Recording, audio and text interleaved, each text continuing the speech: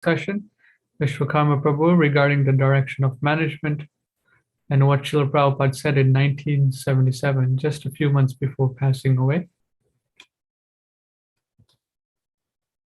Okay. Yes. So we'll continue on with the discussion. I think what we want to do is review the conversation that Prabhupada had with Satsvarup and Tamal Krishna in May 28, 1977. And we can apply some common sense to it in terms of how to put it in the place of the history of the mission. Okay, I'm just highlighting it for the devotees who might be wondering where we're reading from and what website. So through 1977, Prabhupada stated that those already GBC should remain for life. Satru, so our first question is about the GBC members. We want to know how long they should remain in office. They should remain for good. So he's referring to the ones that were existing at that time in the mission. Obviously, after the mission, most of these people have, either left the movement or died. So the system, in order to replace them, would be based on the direction of management that Prabhupada set up. In other words, that was the system that he wanted everyone to follow. Do they follow it now? No. No. How many GBC members do they have now? 35. Now, how did they come up with a number of 35? Based on the expansion of the so-called corporate regime that they've created, which is all it is. So our first question is about the GBC members. We want to know how long they should remain in office. They should remain for good. Tamal Krishna. They should remain for good. Selected men are chosen so they cannot be changed. Room conversation, May 28, 1977. Now, Gopal Krishna Swami is in India now. And he was a former GBC for Canada, so I had a lot of experience working with him for many years. In fact, he became a guru because we were having such trouble with Kirtanananda and his rascaldom that I thought it would be better if we had Gopal. He seemed to be more cooperative at the time. Okay. Because he wasn't a sannyasi and he wasn't, a guru. So what year you're talking about, Prabhu? This was in about 1982. Okay, 82. Gopal Krishna was not a guru. Okay. No. And then I went ahead and I had Bhagavan come to Toronto. Okay. And I had Satsvarup come to Toronto. Okay. And, I met with them and told them, listen, we've got a real trouble with Kirtananda. We got to get rid of him. We had all these issues. He stole the deity. Right. He called the building atrocious. Prabhupada called it a topmost triumph. Krishna, he wrote a letter, said the building is atrocious. You should sell it.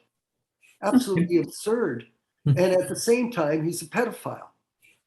So here we have this guru system running on the basis of a fraudulent group of so-called Uttama Adhikaris. Ridiculous. Actually, I have some very interesting letters I'll be able to share with other people where they were promoting him as the next Acharya of the mission. That's what people in New Vrindavan at the time that thought he was some kind of great demigod or whatever, avatar. Of course, later it came to light that he was part of a plot to murder Sulochan, and which they did. That's a different story, though. That's a whole different story. So here's the, history of what went on. So in terms of for life, Gopal Krishna, he's in India now as the chairman of the GBC there, chairman of the ISKCON GBC. He's been in the position of chairman, and head of India forever. He became a guru because we worked with the GBC that were running the system back then and told them, make him a guru. Because so you guys appointed him to be a guru or elected him to be a guru? Because we were in that trap of confusion. I was still in the movement at the time working with them. It was impossible. So one of the solutions, let's put Gopal in as a guru. So this is how Gopal became a guru. How? I have another story for you about him. Because we had a devotee, Gaudiya, who was from Toronto Temple, who was ripped off by Kirtananda. With Kirtananda, he would come and make disciples and then steal them from the temples and bring them to Vrindavan. So a lot of the temples were being depleted by him. Like Buffalo was depleted by him, even though it had been a successful temple. There was no reason that it shouldn't be operating today, but it's been closed because Kirtananda destroyed it. And he was doing the same thing in Toronto. So Gopal Krishna went and got sannyas in New Vrindavan. He went for sannyas. From Kirtananda. Kirtananda gave Gopal sannyas. Oh, wow. I didn't know that. Yeah, so Gopal still goes and worships Kirtananda at his Samadhi tomb. Same with Radhanath. There are pictures of that. This is absolutely ridiculous. And hypocritical. Extremely hypocritical. But it represents a confusion that is in the minds of some of our God brothers about what is what and what should be and what shouldn't be. So, so when he finished getting his sannyas, Gaudiya Prabhu, who lived here in Toronto and came and lived at the Hamilton ashram recently before his death, told me this story. He was Kirtananda's servant. Wow. Personal servant in Vrindavan when he moved there. He was a good devotee. He had lots of talents and abilities, and he was well appreciated in New Vrindavan. And we certainly lost his skills and his enthusiasm in Toronto, where he was originally from. Gotcha. But that was what was going on. So Gopal Krishna comes into the room, and this is a fact. If he was here, he'd tell the story himself, but I will repeat it. He comes into the room after getting the fire sacrifice and becoming a sannyasi. And the first thing he said to Kirtananda, okay, how do I become a guru now? Gopal Krishna Swami said that, how do I become a guru now? Yes. And Gaudiya was there as a witness. So this was the ambition of these people, to move forward and rise up and become the heads of Prabhupada's corporation, ISKCON. And this is the tragedy of our movement, that it's been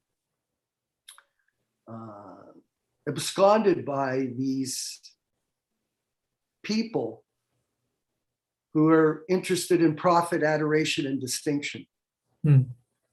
That's what you get when you become a guru. You get money, you get dakshin. So he became a guru in 1982, 1983, do you remember?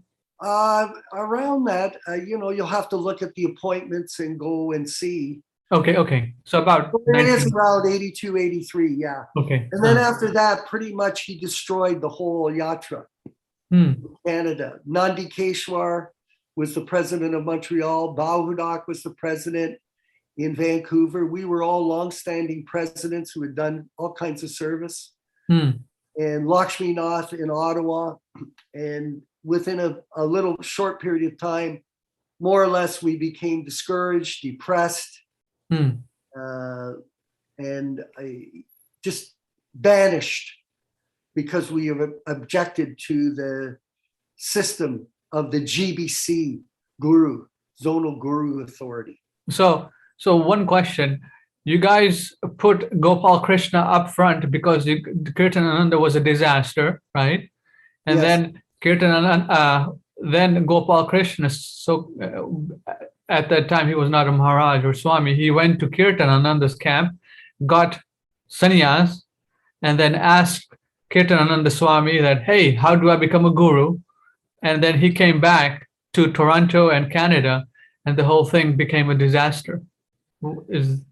Yeah, well, it has become a disaster. Like now, the temples are empty. Wow. There are no temples with devotees. If you look at the old pictures of ISKCON Toronto, you'll see we had a large congregation of devotees. There were large groups of devotees in Montreal and Vancouver, very enthusiastic. And, basically, these gurus thought, well, we don't need our God brothers anymore because we've got our disciples. So like Bhavananda was guilty of that. He would say, we don't need you anymore to Pradyumna or to Yashodanandana. We don't need you because we've got our own disciples. So what's the value? Same with Harikesh in Europe, in Russia. He didn't care to have his God brothers with him because he was satisfied because he had all of his followers doing what he said. And they became what was called the zonal guru system, which became, eventually contaminated by this sectarianism that entered the society. And it's still carrying on to this day. It's just operating in a different way. Right. So what is the solution to the whole mess that has been created? We see the direction of management being created in 1970. They never followed it. They never put it into place. And then, up till 2022, it's close to 52 years, Prabhu. Yeah, it is 52 years, 1970 till 2022. Well, it's a poison. It's like an infection that's killed the organization. And let's say it seems for anybody on the outside, it would be impossible for them to go into that movement and do anything to change it. Because I call it a relative truth perception. Yes. In other words, there's a filtering process. Of course, yeah, right. So they filter out everything that doesn't reflect their point of view. For example, in the Bhagavad Gita, Tadvidhi pradipatena pariprashnena sevaya upadekshanti te jnanam jnaninas tattvadarshanaha. Just try to find out the truth by approaching a spiritual master. Inquire from him submissively and render service unto him. The self-realized soul can impart knowledge unto you because he has seen the truth. In the yellow Gitas they're distributing, they changed it. Just approach a spiritual master. He can impart knowledge unto you because they have seen the truth. They. You change the word he to they. That is a dramatic change of meaning. And what is the reason? To justify the guru system that they've introduced for 150 people. I think it's maybe 40 or 50 gurus have fallen down, so-called gurus, which should never be the case. It's ridiculous. But nonetheless, they filter that information, rationalize it, justify it, and in this way, they carry on in the illusion of mental speculation, concocting for profit, adoration, and distinction. So our main purpose here is to educate others who are watching these videos. They might have questions also. They can reach us also to ask the questions. And then the disciples of the so-called gurus they can also take this knowledge up and see where they're going wrong and how they can, tweak it, and then come back. They're devotees, they're chanting Hare Krishna, but this fundamental point that Prabhupada is the guru, the direction of management is to be followed for the movement to be successful, or the movement will, it's going on the way it is. It's into different small cults, rather not cult Jepataka cult, this cult, because Prabhupada is no longer in the center. These individual persons are in the center. And then how Prabhupada wanted it to be managed, the direction of management.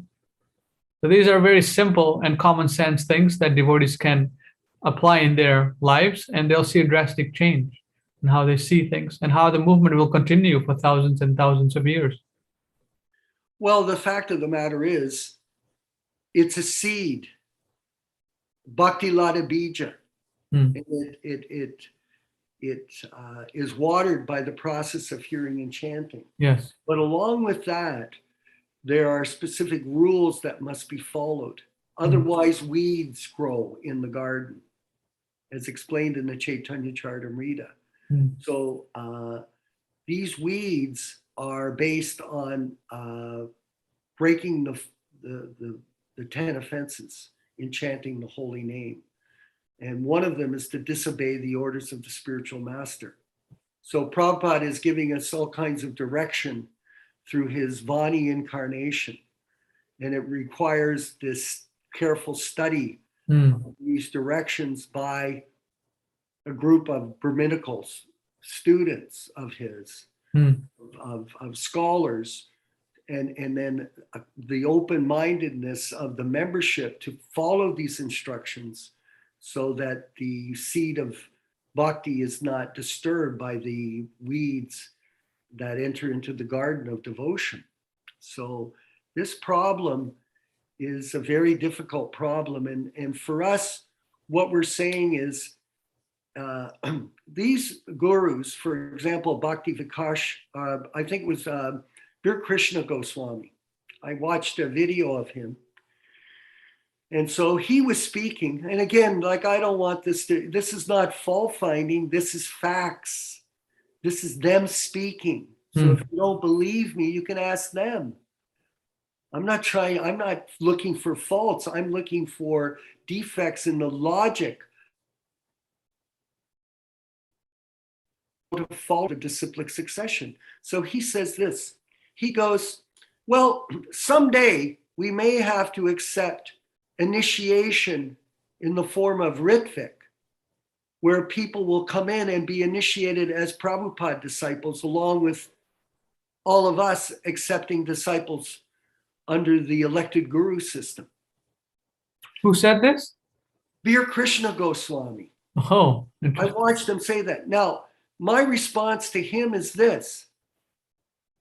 Why would we want to get people initiated by other people, our God brothers, when it was never authorized by Prabhupada that you should be a Diksha Guru?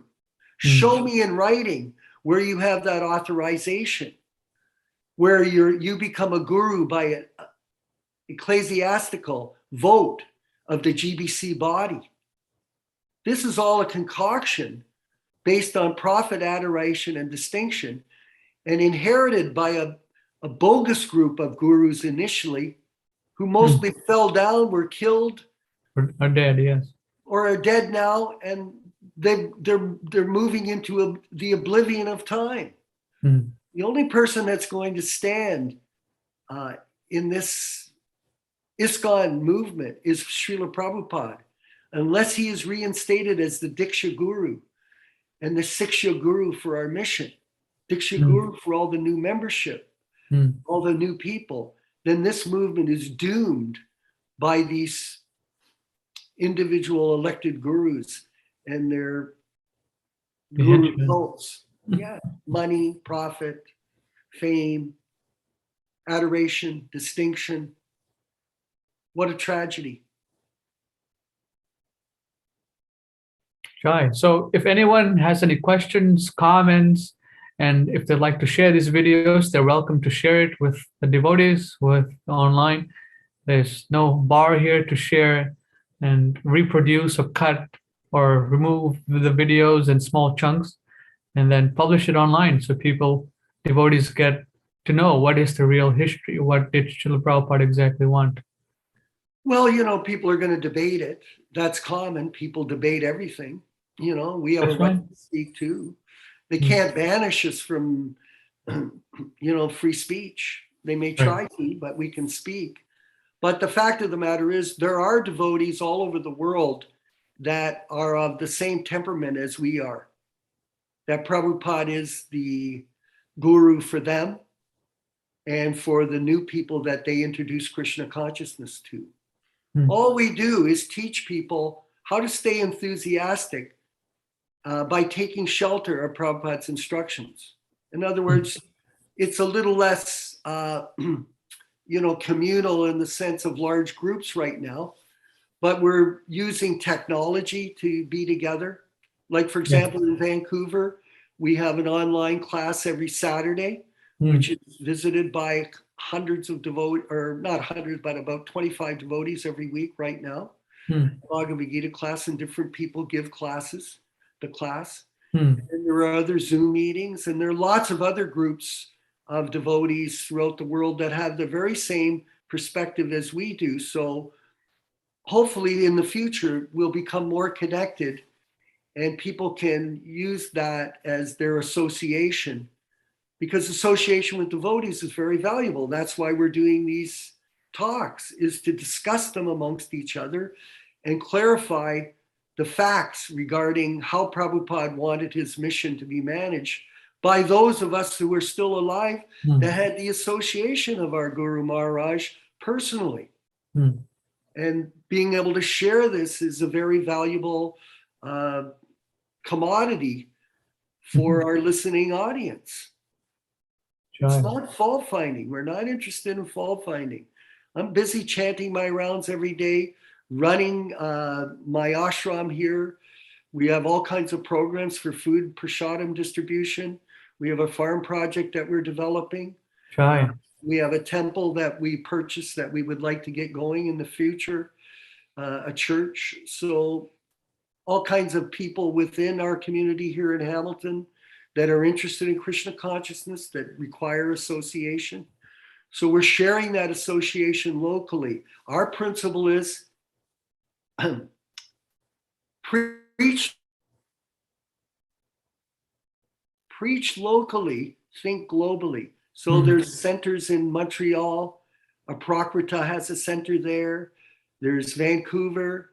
We have Navadweep. There's yourself in Sacramento. There are other centers in other parts of the world. We're going to put them up on a list on our newsletter that we're going to be producing very soon. And we're going to have a constitution that we'll lay out with a system for getting initiation, how to become initiated in this mission as a disciple of Srila Prabhupada. I find the new disciples of Srila Prabhupada that are being initiated under the Ritvik system are much more fired up than the old God brothers, many of our old God brothers that don't seem to have any more real interest in doing anything except taking care of the material body. So, there's hope for everybody. It's not over, but as far as the going to the ISKCON movement and being accepted by these elected gurus, I don't think we're interested in that. Thank you very much. All right. Thank you very much, Visvakarma Prabhu, for your wonderful insights in history and how to look forward to the future, because we are spirit souls, right? And these bodies are deteriorating day by day. So we actually, Krishna says, we continue wherever we left off in this life. So if we don't attain perfection, well, it's going to take a couple of more births. So why not start right now and plan for the next hundreds and hundreds of lives if you want to participate in the Sankirtan movement to propagate Krishna consciousness, propagate the right way to understand, not only understand, but to realize all these things that is said in Prabhupada's books. So thank you very much, Prabhu. Concluding words? There's there's an enormous amount of information available for all the new people that want to take up Krishna consciousness in Prabhupada's books, in his lectures, his conversations, and his letters. So I recommend that everybody spend their days usefully in studying this information and learning the process of Krishna consciousness directly from the pure devotee. It's through sound vibration.